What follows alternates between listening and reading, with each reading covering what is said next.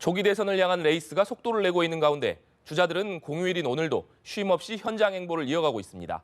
국회 취재기자 연결해 자세한 내용 들어보겠습니다. 강은나래 기자. 네, 더불어민주당 문재인 전 대표는 서울의료원의 보호자 없는 환자 안심병동을 방문했습니다. 보호자 없는 병동은 간병비 부담을 줄이고 일자리 창출에도 효과를 낸 사례로 평가받는데요. 문 전 대표는 보호자들과의 간담회에서 공공의료 확대를 통해 시민에겐 더 나은 의료 혜택을 제공하고 공공부문 일자리도 더 만들겠다고 강조했습니다. 안희정 충남지사도 오늘 정책 행보를 이어갔습니다.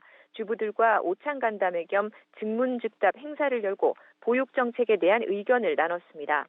최근 문 전 대표와 4차 산업 정책 경쟁을 벌이고 있는 국민의당 안철수 전 대표는 정보화의 혁신 1세대로 불리는 배순훈 옛 정보통신부 장관을 만나서 정책에 대한 여러 의견을 교환했습니다. 김부겸 의원도 오늘 남성도 최소 3개월 이상 육아휴직을 의무적으로 사용하도록 하겠다고 공약했습니다.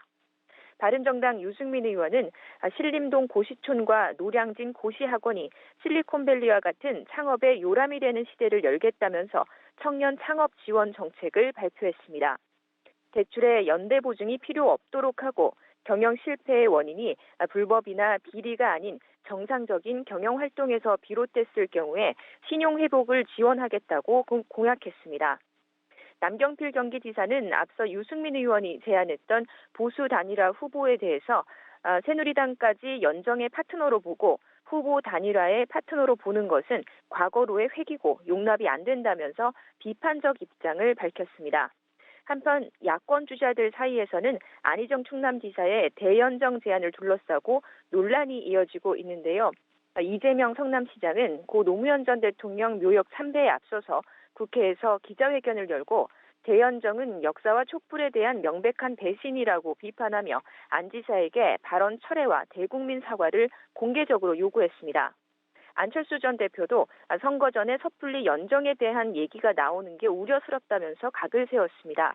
이에 안 지사는 곡해라면서 누가 대통령이 돼도 의회와 협치해야 하고 재벌개혁법 하나 통과시키려고 해도 안정적 과반을 확보하지 못하면 안 된다면서 반박하고 이 시장의 사과 요구를 거부했습니다.